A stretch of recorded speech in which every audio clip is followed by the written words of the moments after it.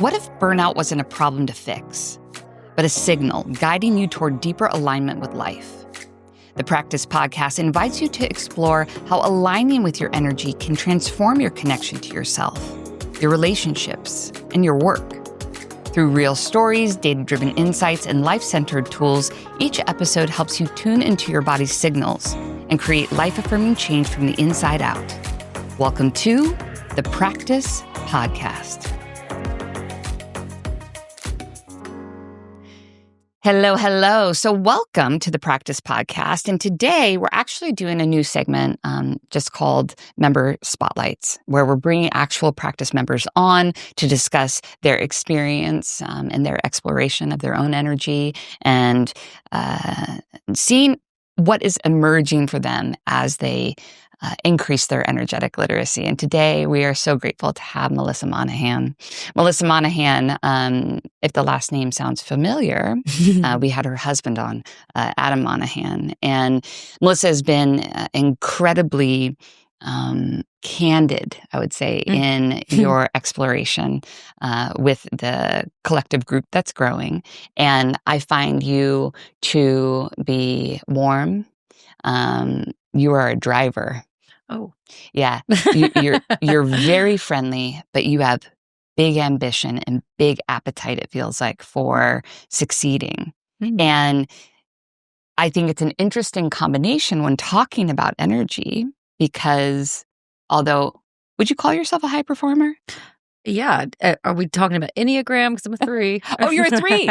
Okay, so anybody that knows the Enneagram, the 3 Yeah. is an achiever. Like, this isn't an Enneagram podcast? This is Okay, an I'm out of Enneagram here. It's my observations of you. Yeah. And what's so interesting is that because I'm a 2-3, so I'm a helper. I am that too, actually. I'm a helper achiever. Yeah. We're the same. I don't know. I debate because like I've tested as a 2, and then I'm like, I think that's learned behavior. Actually, I Okay. think I'm naturally a 3. Yeah. And so when I read the description, I'm probably a 3 wing 2. Yeah. Or a 2 wing 3. Okay. It's definitely a wing. You're interchanging your wings. Yes. However, it's kind of the same setup, which is when it comes to energy, it's going to start to reveal when you get excessive in your achiever.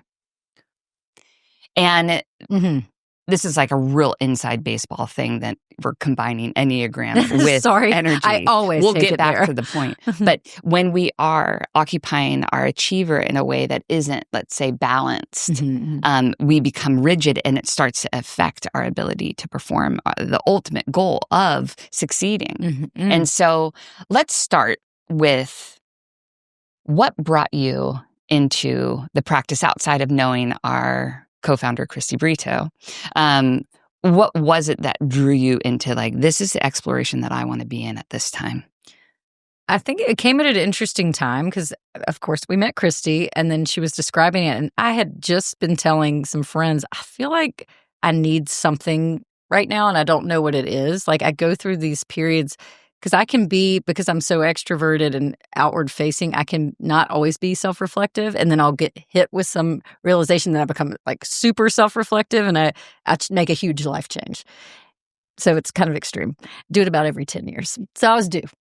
And that has included like changes in the past with my religion. It's been included changes with mindfulness. And so this was just like, I feel like there's something like else, like my mindfulness practice is a little stale, and I just feel that I could learn more. Like I'd like to change some things about me, but I haven't had like the motivation. And so when she brought it up, I was like, oh, it's interesting that she mentioned your class, the yoga class, and I was like, oh, that sounds really good too. And I like made a commitment with my therapist, like I'm going to definitely do this group, and I'm going to do this. Like I'm going to hold myself to that because I feel like it's come like mystically when I needed something. So it was that, and my husband was really interested. And so I was like, okay, this would be nice to do together. So that was the original driver. And then what was your initial experience like taking your HRV and kind of, well, you did SORCEFlow first.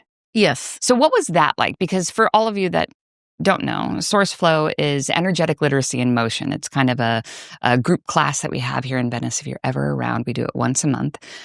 Look at our website, book a class. But it's where you get to really cultivate this ability to have interoception. So it's as we're in motion, we're feeling into the information our body is revealing without attaching to an outcome. Because a lot of times, like in a fitness class, a yoga class, if you've been a competitive athlete, like there is an attachment to outcome. And again, that outcome is to win. Yeah. Oh, yeah. I know This, that. we are not winning in this class. There's no winning.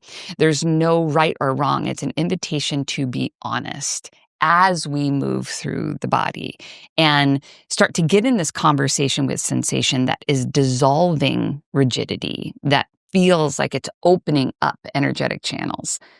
How was that class for you? Because you came once, Yeah. and were you able to start to drop in maybe a little to what this energetic literacy thing was about?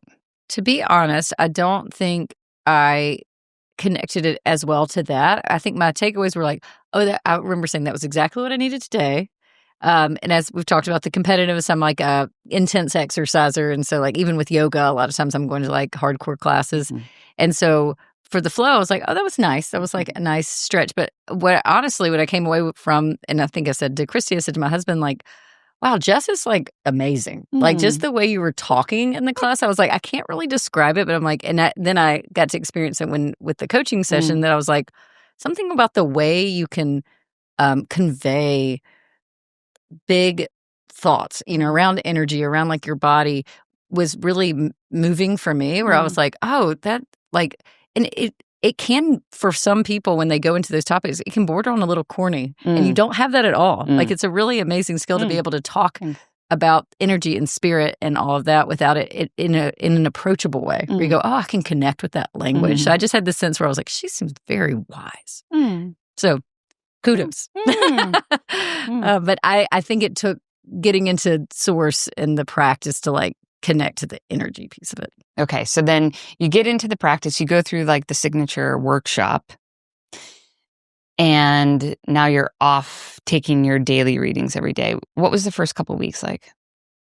Oh, curious. And I'm not a skeptical person at all. Like I tend to be like, yeah, that could be true. That could be true. But I'd be like, I don't know. I don't know that I'm connecting to like the reason. Again, as I mentioned, I'm not always self-aware of like sensations in my body. And I think that energy is a loaded word for me because my whole life I've been told how much energy I have constantly. Like I am high energy, but it's like people would always be, good thing you don't drink coffee. You should never do drugs. Like it was like always these jokes about like your energy. And it became like this badge of honor, where I was like, oh, I can't even be tired. So it took me like till I was mid-20s to even admit when I was tired or I wasn't like perfectly high energy. So coming into something where they were like talking about energy, I'm like, oh yeah, I'm high energy. It's like, I already know all this. And so I think some of it's been like releasing those concepts and going like, this isn't just about me being like an upbeat, energetic person. It's like understanding what's swirling in there.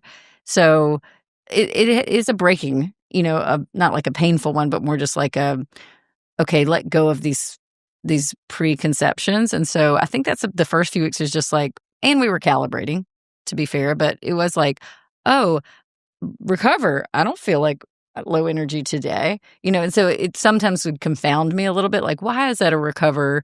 And I think I'm still doing that. Like, I think I'm still muddling through it a bit to go like, because I have such a stereotypical view of it. High energy, I'm not tired. Low energy, I'm tired. I need a recovery day. Oh, high energy, I go to a hard workout class. Recovery, I go to an easy flow yoga class. I'm like very black and white categorizing of it. And I think I'm only recently going, oh, energy isn't just about exercise and like fitness. It's also about like, how am I maneuvering at work today? So I had something happen where I had a recovery day and I was like, cool, I'm not exercising or whatever. But at work, I was like back-to-back meetings, pinging every second, managing a lot of different things, not letting myself take a breath. And I got a migraine that night. And I get one like once a year. And that's when it happened. And Adam, my husband, had pointed out like, maybe that had to do with your recovery day. I was like, oh, you're right. Oh, it's not just exercise. Okay. It's also like, how am I maneuvering at work? How am I maneuvering in my relationships? Like I've experienced some stress with my kids recently and like emotional stress where it's like, oh, even that could play in. So I'm still like learning to be more self-aware. And I've also admitted to not being so good at noticing sensations in my body when they're happening because I move so fast all the time.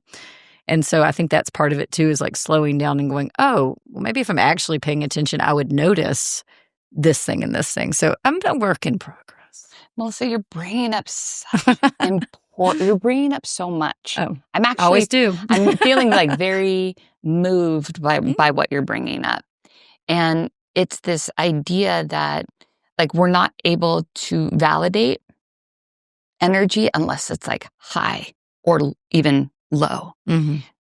I think what we really are endeavoring to do at Source is put people back in touch with their energetic information, which isn't a binary. It's not a light switch. It is, energy is not just going here or here.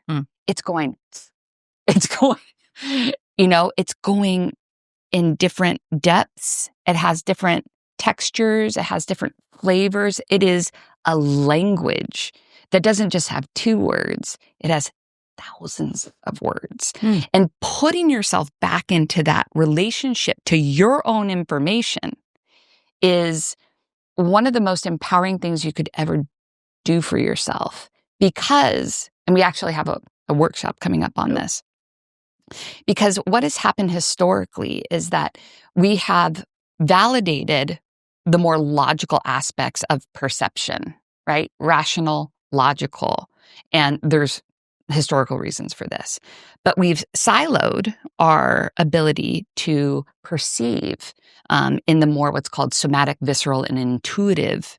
And that's the whole right side of your brain. Did you know that that's what the right side of your brain does, is perceive somatically, viscerally, intuitively? And yet we've been conditioned. So the reason why I think you're moving me right now is because you're on the journey back to your own information that you were siloed from because of all the reasons and the systems and the things that wanted to control you. It basically said, this whole part of your brain, this right side isn't important. It's the logical side that is, about creating efficiencies and doing the linear thing. That's what we need to focus on in order to succeed. But it has then robbed you of your actual sixth sense. It's robbed you of your information. So when you say, I don't even know how, like what it is that I am feeling always, this is not uncommon, but it is your birthright. And you're on the journey back to it. So what it requires is for us to slow down enough, to be with the tuning fork enough, have healthy doses of curiosity around this, because we are, kind of returning to the language of the body. And it's almost like an alchemist journey, And I think as a collective, we are finding our way home. So what you're experiencing has the container given you at least some support and, this is like a leading question. You're like, no, I am not supported at all. No, but what has it done for you in terms of normalizing your experience and helping you stay encouraged? One thing I want to touch on is when we had our one-on-one, you said something that has stuck with me, and it's like, I know it's something to keep working on. But you were like, you were asking like basic questions, but you said, I get the impression that you sense into other people's energy a lot. And I was like, I hadn't thought of it that way. And so that was just giving me that language was very beneficial. And I'm like, I have the sense that it can be worked on. Like from talking to you and then talking from the group, that it's like, it's not static. I'm not like stuck in, and there's all kinds of things I'm working on right now where I'm like, you can tend to go, oh, I'm this way. I had these experiences. So this is how I am. And I'll always be this way. And it's going like, no, it takes work and I can be lazy. No one thinks that except for Adam. Adam is like, you're lazier than people think you are. But like, he does the work, and sometimes I'm like, can it just be a little bit easier? I'm working on growth mindset. That's one thing, because I'm a little fixed mindset. But I think that's a great frame. What you just said, can it be easier? Why not? Like, how can I get to this information and let it be easy? lay that question on the altar of your body and see what is revealed, because I think that's true. Yeah. Anyway, continue. Yeah. No, it is true. Like, it is simpler than I'm making it, because if you actually slow down, which is like my goal every day, and does it happen? Not always, but like if you actually slow down, you will have gut instinct, and you will I've been surprised by my gut instinct. I'm like, oh, my gut instinct tends to be right if I'll listen once a year. Yeah.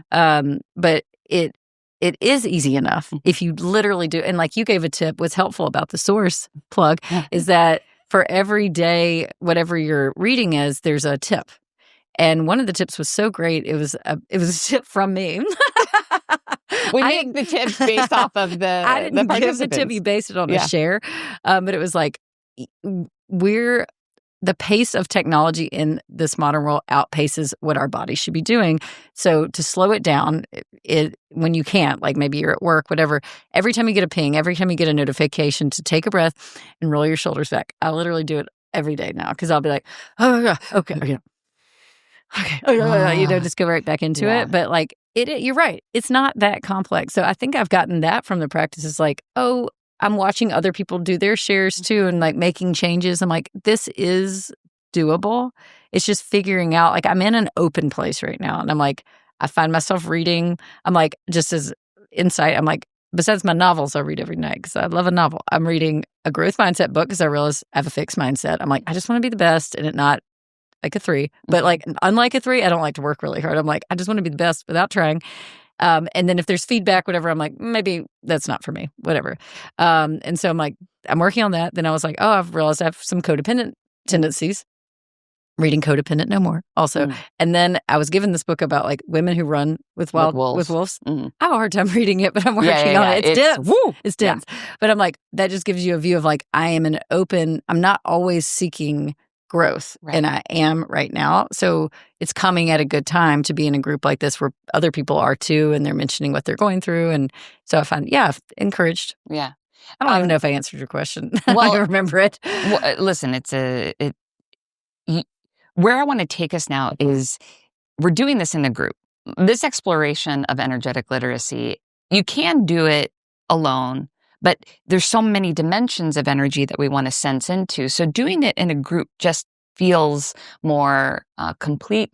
And everybody is willing to also work their vulnerability, which, again, I think is essential for energetic literacy, is for us to become more revealed. And you're doing this with your husband. So unlike anybody else in the practice right now, you guys are the only one in a relationship. How's that been? Has it been a confronting thing? Has it been a helpful thing? Is it kind of like a combination? Does it not even affect anything? I'm just curious about how growing energetic literacy with your partner is going. Yeah, not confronting, I would say. Helpful. Cool. Helpful or neutral. Cool. So it started with what was funny, and I think he's admitted this too, is like competitive. We are both competitive. And so at first it was like, well, oh, you got a high day? What's your number? Like, it was always, and he'd be like, oh my God, why is your number so high? Why is mine so low? Oh, we do that all the time. Now I think he's let go of that. I'm like, I don't think the number matters that much. So that's just interesting to talk about. And it's just nice to have shared language. So we can go like, and then he can say like that insight about the migraine. Oh, maybe it's because of the recovery day. So it's nice that he understands it. I think what is fascinating is Adam, as much as he shares with the group and on the podcast, he is not a sharer.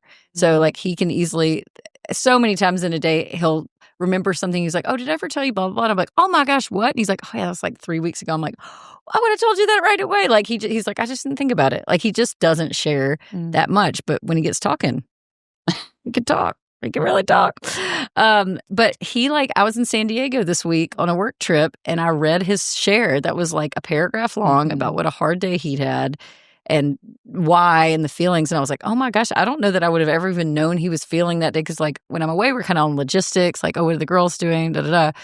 And so I texted him like, are you okay? Like that seems like a lot. And then we were able to talk about it. It's not that he wouldn't share it with me. He just doesn't, by the next day, he's like not thinking about it anymore. So I was so grateful to know that. And I think that's the biggest thing, is getting to learn because I share every thought in my mind. He's probably like, yeah, I don't need the practice to know what you're thinking. But like he does. He's like really committed to sharing depth with the group. And so that's benefited our marriage, actually, because then I can go, oh, I would have never known you felt that way or you thought that. And like, I'm always asking him to share more because I'm like, I feel more connected with you if you do share. And so, yeah, I think it's been very beneficial in that way. Yeah, I would say that's the main thing. It feels like a privilege to watch you two. Sometimes I'm like, right back. I'm like, are you okay? Okay. Yeah, it's been really beautiful to see how you guys are partnering each other through the process. Yeah. Melissa, I could talk to you for so much longer. Yes. I feel a couple final bits. Okay. When you talk about our coaching session and you're like, my observation of, I actually think you are very sensitive, energetically sensitive, and I think you're feeling into other people. I do think you have this skill. I think you have it actually in spades. It's been externalized. So it's all about looking out. And now it's just about turning your gaze more in. And there's a lot of reasons why our gaze and our prioritization would have been, keep my focus outward. And it brings up a lot of safety issues too. Oh, yeah. Right? So to turn that gaze back inward and to continue to insource the safety, as my friend Alyssa Nobriga often says, is very, very, very important. And once we can give ourselves time, give yourself time. You're giving your time all to so many, your kids, your husband, your work. I think if you give yourself a little bit more of that time to perceive what's happening truly, this skill is you're just going to. Yeah. So that would be my last bit of encouragement for you. That's always been it. To give yourself the time to perceive and sense and feel. You don't have to make sense or fix. It's literally to understand. Yeah. It's just to understand myself. What's actually happening, instead of trying to figure out what's happening for them and trying to get your safety that way. No, what's happening for me, and how can I touch into what's here with compassion and care? I think that's so accurate, as always. And I could talk forever about where I believe this comes from, but I did have some domineering and abusive friendships as a young person that made me always on high alert of how is everybody feeling? Are you mad? Are you sad? Are you mad? How are you doing? And it became so focused on that person, which is where the codependent part came from. And while I don't have those relationships, I can get triggered in that way. And it's like, I realized how much fear I carry. And it's like, I don't fear bodily harm. Like that is rare that I should fear it more. Honestly, I'm quite naive about that. But like, my brain goes into that survival mode where you actually are in this like fight or flight. And it's like, as long as I can make sure every single part, every friend is okay, every person at work, I'll be okay.